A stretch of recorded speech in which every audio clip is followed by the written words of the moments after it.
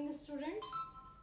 Today we will start chapter 2 from 10th class, control and coordination.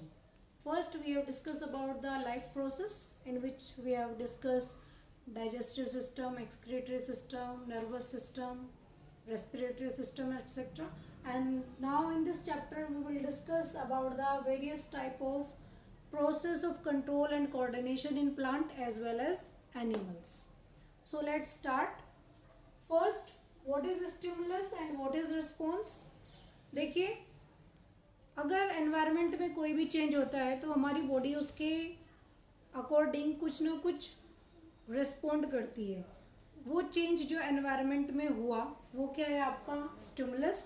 और उसके बदले में हमारी बॉडी ने जो आंसर दिया वो क्या था? Response. Suppose you are touching a hot utensil. आपने किसी गर्म बर्तन को टच किया तो जो टच था वो क्या था? आपके लिए स्टिमुलस. और बदले में आपके माइंड के पास सिग्नल गया और आपने वहाँ से हाथ हटाया, वो क्या था? आपका response. Control and coordination in case of plants. As we all know that plants are living but they don't have a proper nervous system to control and coordination, but still they are responding. They respond due to touch, due to light, due to water. They do this control and coordination. They do this type of control and coordination due to presence of some kind of chemical substance inside it, and it is known as the hormone. And in case of plants, they are known as the phytohormone. Phyto means plants. That's why the plant hormone are known as the phytohormone. Now we will discuss about the phytohormones. These are of 5 types: auxin, gibberellin, cytokinin, ethylene, and ABA. ABA is abscisic acid. First, we will discuss about the auxin. Auxin is a growth hormone. It helps to increase the height of the plant. It is present at the tip of root as well as shoot. So it increases the height above the ground or below the ground. There are many types of auxin. One is indole 3-acetic acid, which is a natural auxin, and indole 3-butyric also is the example of auxin, and 2,4-D, which act as weedicide, it is also a auxin. Now gibberellin. Gibberellin is also a plant hormone. It is also increase the height of the plant because it do cell differentiation in the plant. It help to break down the dormancy. Now what is dormancy? Dormancy means the inability of seed to germinate until it get favorable conditions. Suppose आपने सभी ने देखा होगा कि हम अपने kitchen में जो ग्राम है उसे स्टोर करके रख सकते हैं, या जो पल्सेस है उन्हें स्टोर करके रख सकते हैं. वो जर्मिनेट नहीं होते. अगर आप खेत में भी बीज बोते हो तो उसे पहले अच्छे से प्लगिंग वगैरह करते हैं, फिर पानी वगैरह देके फिर उसको बोया जाता है. यानी जब तक सीड को वाटर, सनलाइट वगैरह नहीं मिलेगी, प्रॉपर फर्टिलिटी नहीं मिलेगी, प्रॉपर हम मैन्योर वगैरह नहीं डालेंगे, वो जर्मिनेट नहीं करेगा. तो ये इनएबिलिटी सीड की कि जब तक उसे फेवरेबल कंडीशन ना मिले वो जर्मिनेट ना कर पाए, उसे क्या बोलते हैं? Dormancy.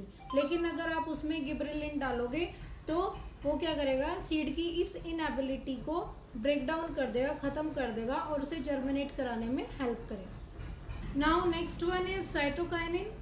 As the name indicates, cytokinin. Cyto means cell division. It help in cell division of the plant.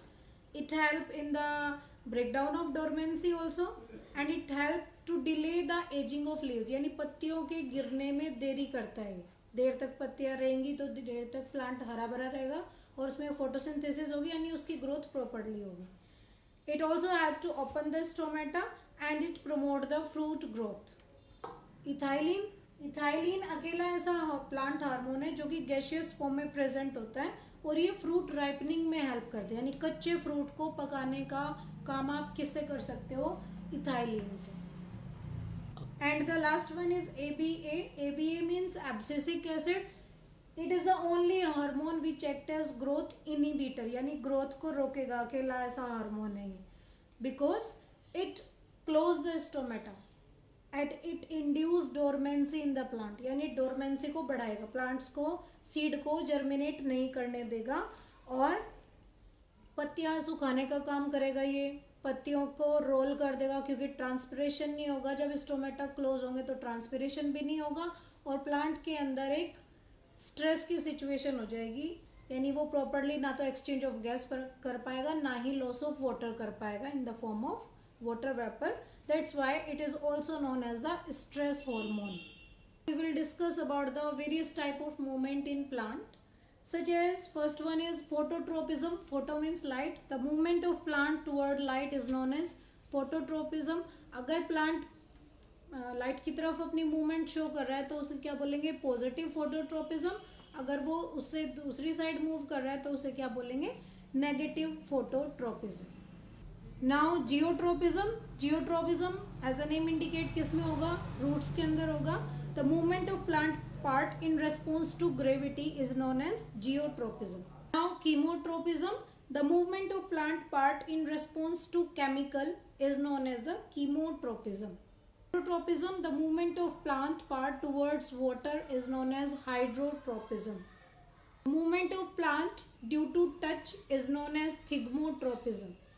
Now we will discuss about the nastic movement. Nastic movement में क्या होगा कि इसमें स्टिमुलस के अकॉर्डिंग रिस्पॉन्स तो मिलेगा, लेकिन उसकी कोई डायरेक्शन तय नहीं होती, यानी जिस डायरेक्शन से स्टिमुलस आएगा रिस्पॉन्स उस डायरेक्शन में नहीं होता, रिस्पॉन्स दूसरी डायरेक्शन में होता है. जैसे कि आपका डेंडलियन फ्लावर्स है, वो मॉर्निंग टाइम में ओपन होते हैं और इवनिंग टाइम में क्लोज हो जाते हैं. ऐसे ही आपका टच मी नॉट का प्लांट है, अगर आप उसे टच करेंगे तो वो क्या होगा? उसकी पत्तियां फोल्ड अप हो जाती हैं और थोड़ी देर बाद उसकी पत्तियां अपने आप ओपन हो जाती हैं. दिस वन और this type of movement is known as the non directional movement और द नास्टिक मूवमेंट.